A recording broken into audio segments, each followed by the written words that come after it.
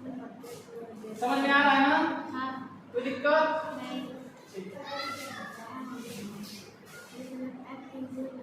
ये सारी पद्धति, जो ये सारी पद्धति है, ये सारी पद्धति के बारे में हम डिस्कस करते हैं।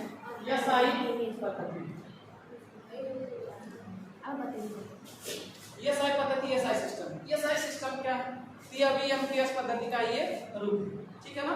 एमकेएस पद्धति का क्या है? ये रूप है, जो ये अच्छे तरह से और कोशिश करते हैं समझने के लिए, ठीक है? तो देखिए जो ये सारी पद्धति होती है, जो ये सारी मात्रक होती है, इसमें दो प्रकार से हम लोग पढ़े थे। तो इसको एक होता है हमारा जिसे हम कहते हैं मूल मात्रक, क्या कहते हैं? मूल मात्रक। और जो दूसरा होता है उसे हम लोग कहते हैं पूरक मात्रक। जो होता है मूल मात्रक इसे हम लोग फंडामेंटल यूनिट कहते हैं। क्या कहते हैं? फंडामेंटल। और इसे हम लोग संपूरक भी कहते हैं, इसे हम सप्लीमेंट्री यूनिट कहते हैं, ठीक है? एक होता है फंडामेंटल और एक होता है सप्लीमेंट्री, ठीक है? सप्लीमेंट्री, एक सप्लीमेंट्री यूनिट होता है और एक फंडामेंटल यूनिट होता है। तो फंडामेंटल जो यूनिट होते हैं इसमें केवल कितने होते हैं टोटल? तो 7 होते हैं। कितने होते हैं? 7 होते हैं। फंडामेंटल यूनिट कितने होते हैं? 7 होते हैं, ठीक है ना? ये जो फंडामेंटल यूनिट होती है, जो मूल मात्रक होते हैं, साथ ये जो मूल मात्रक होते हैं, इन्हीं से ये सभी लोग बने होते हैं। जो इस मूल मात्रक से बना होता है उसे हम लोग इसके अंतर्गत पढ़ते हैं, जिसे हम लोग कहते हैं व्युत्पन्न मात्रक। व्युत्पन्न मात्रक डिराइव्ड यूनिट। क्या पढ़ते हैं? व्युत्पन्न मात्रक या डिराइव्ड यूनिट। जैसे अगर हम कहें, जैसे आपसे कहें कि चावल और दाल, जब इन दोनों को आपस में मिला देते तो खिचड़ी बन जाता है।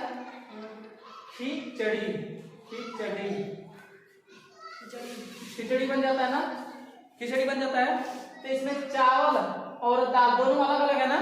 तो चावल क्या है? मात्रक है। क्या है? मात्रक है। लेकिन कौन सा? मूल मात्रक है। मूल मात्रक है। दाल भी क्या है? मूल मात्रक है। दाल क्या है? मूल मात्रक है। इन दोनों मूल मात्रक से मिलकर बना खिचड़ी। तो खिचड़ी कौन सा मात्रक हो गए? इसे हम कहेंगे व्युत्पन्न मात्रक। व्युत्पन्न मात्रक। व्युत्पन्न मात्रक का मतलब व्युत्पन्न यानी कि उत्पन्न। व्युत्पन्न यानी कि बन के जो उत्पन्न हुआ है, बनकर जो उत्पन्न हुआ है उसे हम कहेंगे व्युत्पन्न मात्रक।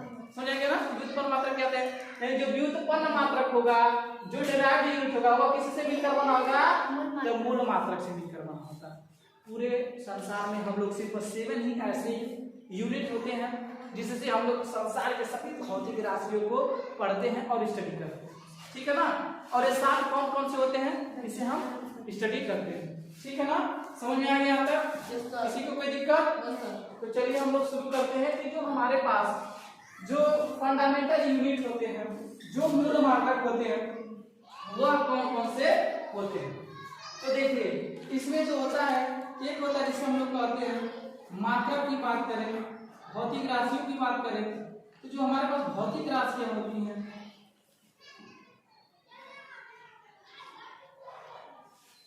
इसमें जो मूल राशियां होती हैं वो कौन कौन सी होती हैं?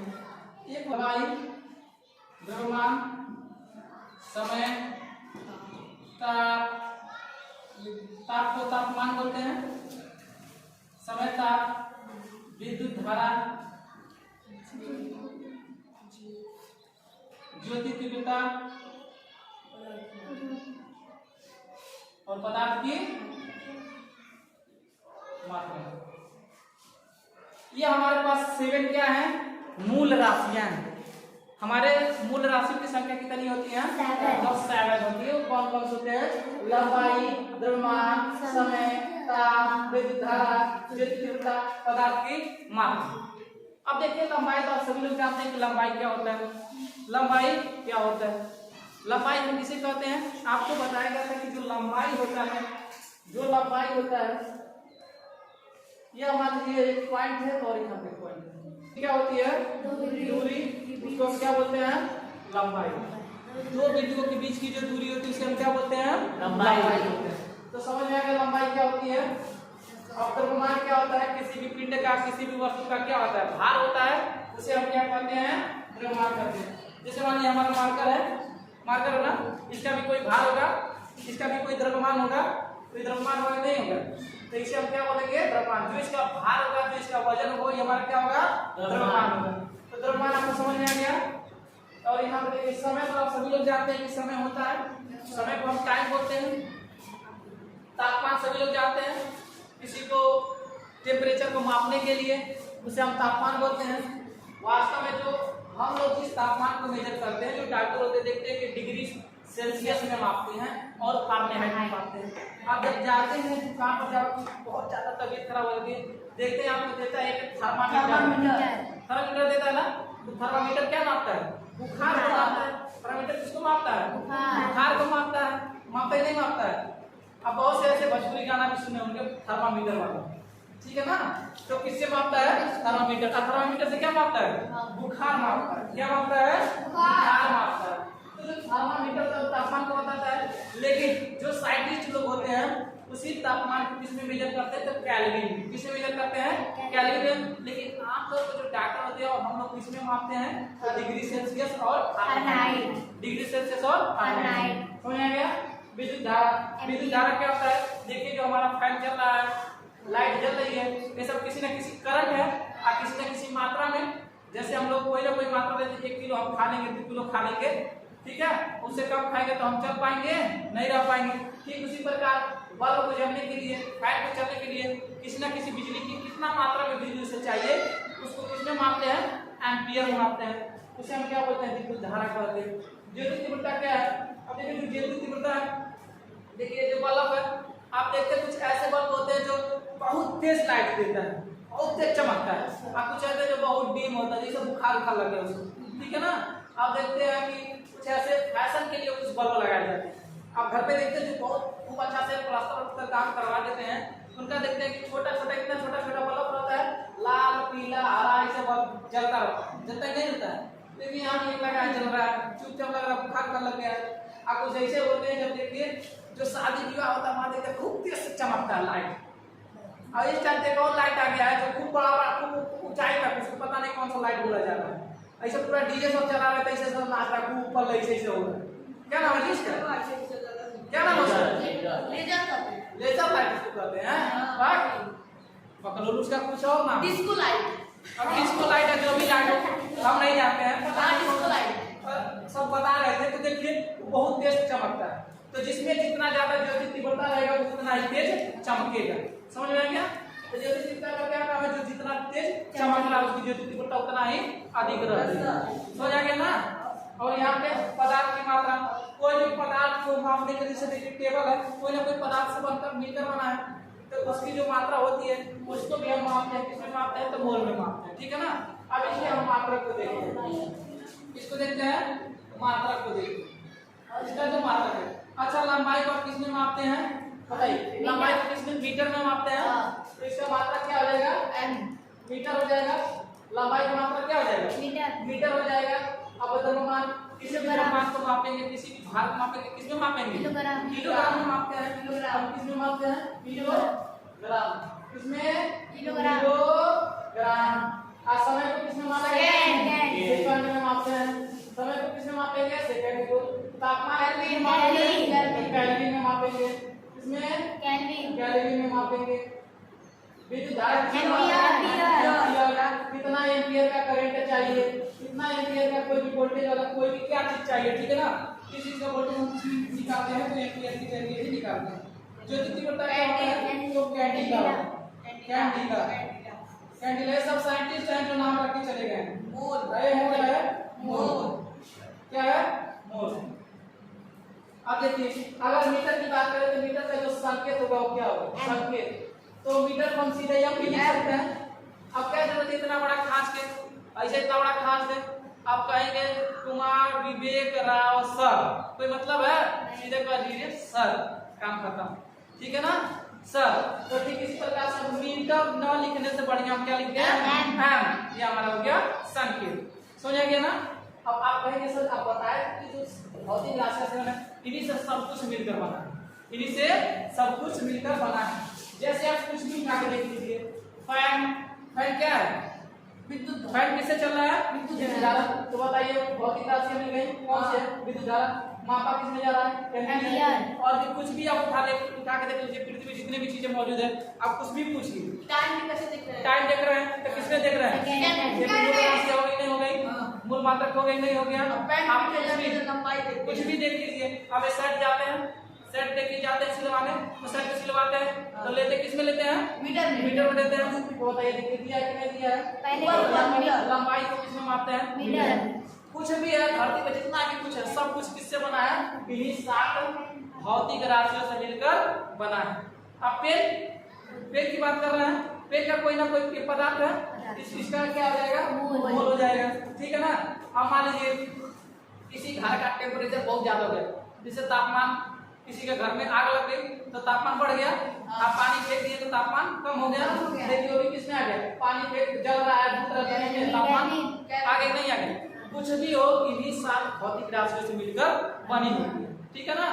और जो मात्रक होते हैं वो भी इन्हीं 7 मात्रकों से मिलकर बने होते हैं, और इसीलिए ये सब किसी से नहीं मिलकर बने। जो मूल मात्रक होते हैं वो किसी से नहीं मिलकर बने, तो ऐसे ही पैदा होते हैं, ऐसे ही पैदा होते हैं धरती पर, ऐसे ही अपने आप में मौजूद है। समझ में नहीं आएगा? ऐसे ही पैदा होते हैं और ऐसे ही पड़े रहते हैं, उसका किसी से कोई मतलब नहीं।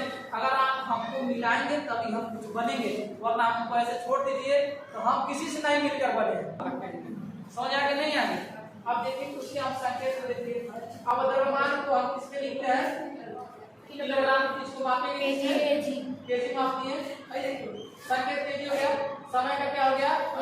सेकंड हो गया, कैलकुलेटर क्या हो गया? के, एम्पियर का ए, कैंडेला का सीडी, मोल का एन। मोल का एन होता है, क्या होता है? एन होता है, ठीक। अब देखिए अगर इसकी बीमा की बात करें, किसकी बात करें? बीमा। हम लोग इसमें बीमा भी पढ़े। देखिए आप हम लोग पढ़े थे यूनिट डायमेंशन चैप्टर, जो हमारे पास यूनिट डायमेंशन है।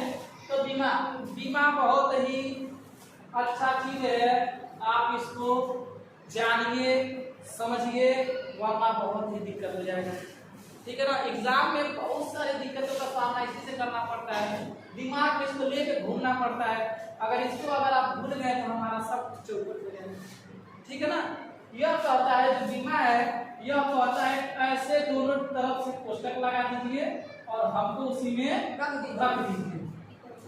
कोष्टक लगा दीजिए और हमको उसी में रख दीजिए। तो आता यदि ऐसे डब्बा बना दिए भाई, हम तो बना के मर जाएंगे, सांस ले पाएंगे जी, ऑक्सीजन में नहीं मिलेगा, हम तो मर जाएंगे। तो बीमा का काम ही तमाम हो जाएगा। ऐसे थोड़ा ऊपर से छतरी खोल दीजिए और थोड़ा नीचे से खोल दीजिए और हमको सोचा बीच में बैठा दीजिए, सो जाएगा जी।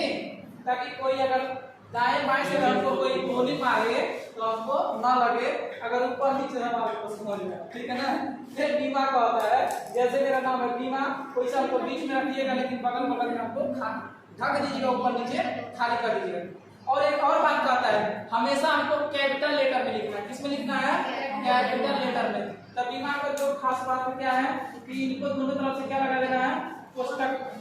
क्या लगा देना है? कोष्टक। और दूसरा चीज किसमें लिखना? हमेशा बड़ा लेटर में। किसमें लिखना है?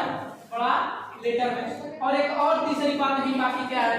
बीमा की एक तीसरी खासियत और है, यह कहता है, बीमा कहता है हमको कभी भी आप अंश के रूप, हर के रूप में मत लिखिए, कभी भी हर के रूप में मत लिखिए। जैसे अगर 1 टी है तो हमको इस तरह से मत लिखिए, हमको ऊपर बुला लीजिए और टी पर हमको कर दीजिए -1, इस तरीके से हमको लिख दीजिए, लेकिन हमको इस तरह से मत लिखिए, हमको किस तरह से। समझ आया क्या? ये 3 सबसे इंपॉर्टेंट खासियत है किसकी है? बीमा की। ये 3 सबसे इंपॉर्टेंट खासियत किसकी है? बीमा की है। और बिना इन तीनों के ध्यान में ना होते हुए हमारा जो बीमा होगा क्या हो जाएगा? गलत हो जाएगा। तो समझ आएगा बीमा क्या है? बीमा हम कैसे रखेंगे? अब देखिए इसकी जो बीमा होती है क्या होती है? देखिए लंबाई को किसमें मापते हैं? मीटर में मापते हैं। लंबाई को किसमें मापते हैं? मीटर में मापते हैं। लेकिन लंबाई को हम बीमा इसमें क्या लिखेंगे? एल लिखेंगे। लंबाई की बीमा क्या लिखेंगे? एल लिखेंगे। लंबाई की बीमा क्या लिखेंगे? एल लिखेंगे। यहाँ पर देखिए किलोग्राम द्रव्यमान जो मास है, इसको हम किसमें लिखेंगे? जो मास होगा इसको मास, इसको हम लिखेंगे किसमें, एम। क्या लिखेंगे, एम। मास की जो बीमा होती है क्या होती है, एम। यहाँ पे जो सेकंड होता है, सेकंड को हम टाइम बोलते हैं, तो टाइम की बीमा क्या होती है, टी। यही तीन सबसे इंपॉर्टेंट है, यही तीन बीमा मोस्ट इंपॉर्टेंट है। इन तीनों बीमा को हम यूज करेंगे हमेशा, हर एक जगह पे यूज करेंगे। पूरा कंप्लीट साइंस में हम इन्हीं तीनों का अक्सर बहुत ही ज्यादा यूज करेंगे, ठीक है ना। और यहाँ पे देखिए केल्विन को हम थीटा भी बोलते हैं, क्या बोलते हैं, थीटा। थीटा से भी हम यूज करते हैं, थीटा से भी हम इसका यूज करते हैं। अब देखिए यहाँ पे केल्विन, केल्विन हम किसमें लिखते हैं, कहीं कहीं थीटा भी हम लिख देते हैं और कहीं कहीं ये भी लिख देते हैं, ठीक है ना। एम्पियर, एम्पियर हम किसमें लिखते हैं, करंट आई, आई करंट होता है, इसको हम आई में लिखेंगे। कैंडिला हम किसमें लिखेंगे, इसका जो बीमा होगा सी होगा, क्या होगा, बीमा को समझे। यही हमारे कंप्लीट बीमा, इन्हीं सब से, इन्हीं भौतिक राशियों से, इन्हीं मात्रकों से, इन्हीं बीमा से हम जितना भी भौतिक विज्ञान में जितना भी कोई भी चीज पढ़ेंगे, जितना भी मात्रक पढ़ेंगे, सब इन्हीं से मिलकर बने हैं, ठीक है ना। जैसे अगर हम बात करें कि सर आप बताइए जो स्पीड होता है या वेग होता है, वेग बराबर जो होता है क्या होता है, विस्थापन बट्टा समय अंतराल, यानी समय होता है, विस्थापन बट्टा समय। आप पूछेंगे सर इसका मात्रक क्या होगा, अब बताइए। विस्थापन को हम किसमें मापते हैं, लंबाई में, लंबाई में ही मापते हैं। इसको हम लंबाई की किसमें मापते हैं, मीटर, इसको मीटर लिख सकते हैं। विस्थापन को हम क्या लिख सकते हैं, मीटर, और समय को हम क्या लिख सकते हैं, सेकंड। तो बताइए इसका मात्रक क्या हो गया, मीटर प्रति सेकंड। तो वेग का मात्रक क्या हो गया, मीटर प्रति सेकंड। अब बताइए यह जो मीटर प्रति सेकंड है कौन सी मूल मात्रक है ना, मूल मात्रक है। इन्हीं मूल मात्रक से वेग का भी बन गया कि नहीं बन गया, तो वेग का भी मात्रक मीटर प्रति सेकंड। मीटर भी क्या है, मूल मात्रक है, और सेकंड भी क्या है, मूल मात्रक है। और ये दोनों मिलकर क्या बन गए, व्युत्पन्न मात्रक। ये मीटर प्रति सेकंड क्या हो जाएगा हमारा, व्युत्पन्न मात्रक। समझ आ गया। अब यदि आप इसकी बीमा बताएंगे तो बताइए मीटर को हम किसमें मापते हैं, लंबाई में, इसको यह लिख देंगे। और समय को किसमें मापेंगे, टी में, ऐसे लगा देंगे। समय को टी बोलते हैं, टाइम, इसका बीमा टी हो जाएगा। और जब टी हम बताए हैं कि बीमा का अंकों का विभाग के रूप में मत लिखिएगा, इसको उठा के ऊपर ले जाएंगे तो क्या हो जाएगा, माइनस हो जाएगा, तो टी पे -1 हो जाएगा। और यही इसकी क्या हो जाएगी, बीमा हो जाएगी। तो वेग का जो बीमा हो जाएगा क्या हो जाएगा, LT-1। वेग का बीमा क्या हो जाएगा, LT-1। और वेग का जो होगा मात्रा क्या हो जाएगा, मीटर प्रति सेकंड। समझ आ गया। आज की क्लास में बस हम लोग यहीं तक पढ़ते हैं, कल की क्लास में हम आगे पढ़ेंगे, ठीक है। समझ आ गया।